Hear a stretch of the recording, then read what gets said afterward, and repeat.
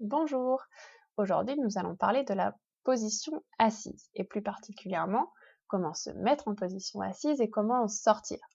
C'est plus intéressant que la position assise seule car en fait elle est statique et n'est pas très intéressante pour le développement de l'enfant. Si vous me suivez sur les réseaux sociaux et sur mon blog, vous savez que je suis adepte de la motricité libre.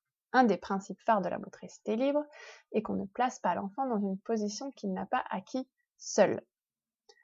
Par exemple, sur la position assise, beaucoup de parents font l'erreur de placer directement bébé en position assise. Le problème quand on impose une position, c'est qu'on risque de bloquer bébé dans son développement naturel et surstimuler des zones qui ne devraient pas l'être. Par exemple, un enfant qui ne maîtrise pas bien la position assise va compenser sur ses jambes pour ne pas basculer et donc va avoir des raideurs dans les jambes. Autre problème avec la position assise imposée, c'est que l'enfant n'est pas autonome. Il a besoin de l'adulte pour s'asseoir et une fois qu'il est fatigué ou s'il ne tient pas bien, il ne peut pas sortir de cette position et sa seule solution pour en sortir, c'est de tomber. Or, la chute lui fait peur, évidemment, peut lui faire mal et ça ne favorise pas du tout sa confiance et son estime de soi. Alors, comment bébé se met en position assis? En réalité, tout part de la position du plat-ventre. C'est une position qui est très importante et très intéressante pour le développement moteur de bébé, car elle intervient dans plusieurs étapes clés de son développement. Dès les premières semaines de vie, on peut donc lui proposer cette position, que ce soit sur un moment du change ou même ventre à ventre sur papa ou maman, et de plus en plus sur des périodes de jeu.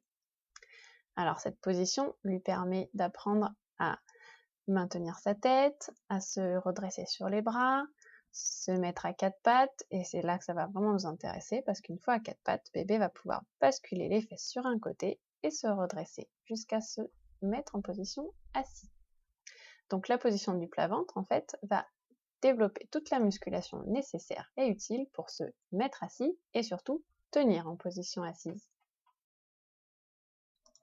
Si on suit le développement naturel de l'enfant, bébé va prendre plaisir à jouer à plat ventre une fois qu'il aura bien acquis le retournement dos-ventre, ventre-dos.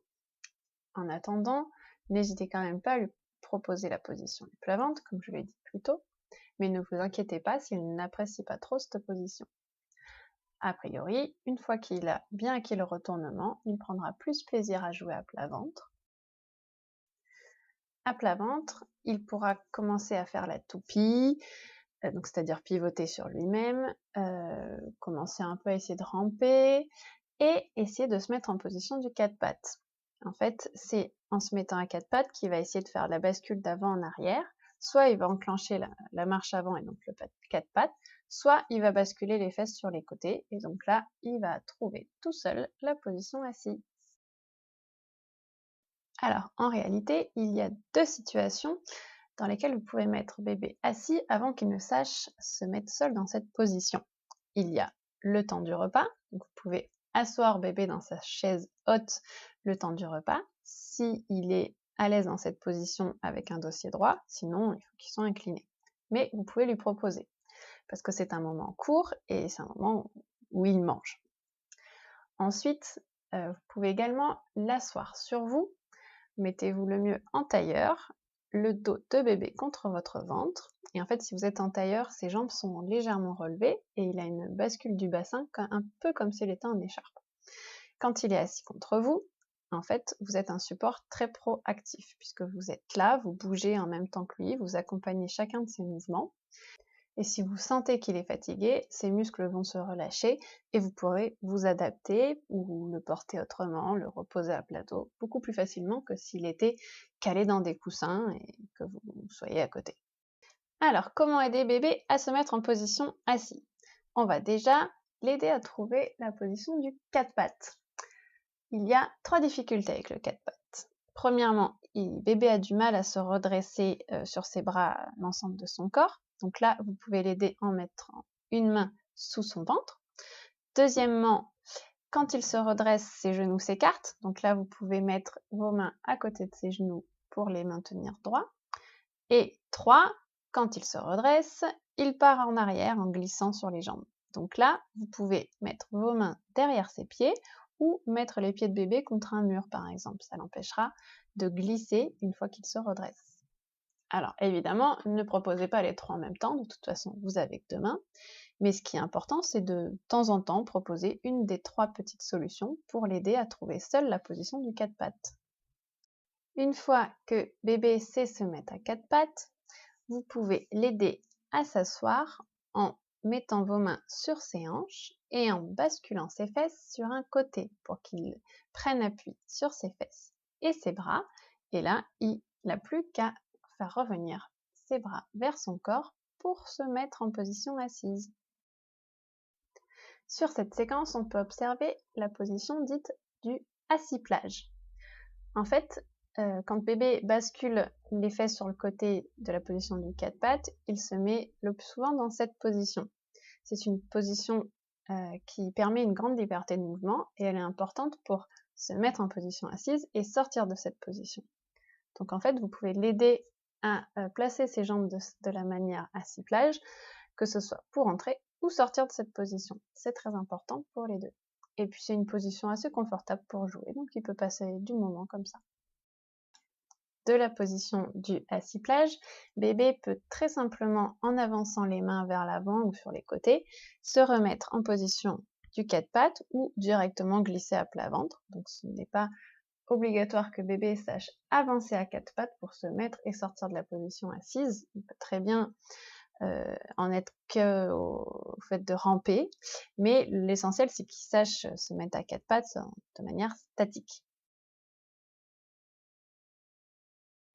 Et pour finir, pour tout vous avouer, je n'ai pas respecté le développement naturel de ma fille parce que, à cause de son RGO, je l'ai mise en position assise avant qu'elle ne sache s'y installer seule. Elle était beaucoup plus à l'aise pour jouer parce qu'elle ne supportait pas d'être à plat dos. Mais par contre, j'ai fait très attention à ne la placer dans cette position qu'une fois qu'elle tenait la position assise. Je vous ai montré tout à l'heure qu'on pouvait asseoir bébé sur nos genoux, le dos contre notre ventre. Vous pouvez également, une fois qu'il maîtrise mieux, l'asseoir juste devant vous et vous vous placez juste derrière. Et comme ça, vous êtes toujours très proactif pour lui éviter de tomber. Ce qui me semble très important, si vous avez pour X ou Y raison placé votre enfant dans une position assise avant qu'il ne sache le faire seul, c'est de lui montrer comment sortir de cette position. Donc là, on revient au conseil que j'ai donné précédemment.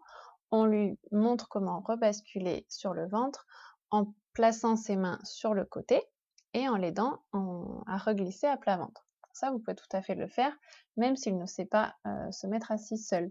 C'est d'ailleurs dans cette étape-là que ma fille s'est sortie de la position assise.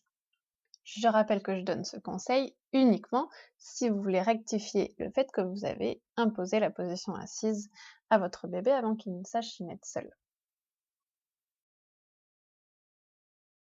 Alors, une question qui revient régulièrement de la part des parents, c'est quand bébé est incliné, que ce soit dans un transat, la chaise haute qui s'incline ou le coussin de maternité, c'est que bébé force sur ses abdos et les parents ont l'impression qu'il a envie de se redresser pour s'asseoir.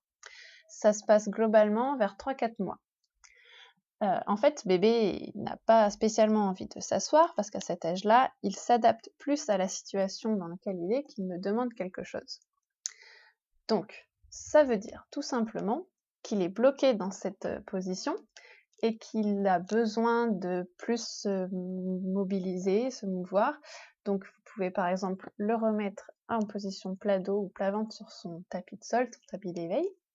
Il peut également avoir besoin de câlins, donc s'il râle quand il est au sol, prenez-le dans vos bras. Il peut avoir aussi besoin de manger, de dormir, d'être changé. Enfin, vous faites la checklist des besoins habituels de votre bébé. Mais ça ne veut pas forcément dire qu'il a envie de s'asseoir. Un dernier petit conseil, beaucoup de personnes conseillent de bien caler bébé en position assise avec des coussins, soi-disant pour l'aider à se muscler pour être dans la position assise, mais en fait ça ne l'aide pas du tout, ça le bloque complètement, il n'a pas du tout la musculature pour se mettre dans cette position. Par contre, une fois que bébé tient assis mais ne maîtrise pas bien la position et qu'il a encore des risques de tomber, Vous pouvez mettre un coussin de maternité derrière lui, mais pas collé à lui, juste un peu derrière lui. Ça lui permet de, s'il tombe, amortir la chute, mais sans le maintenir en position assise.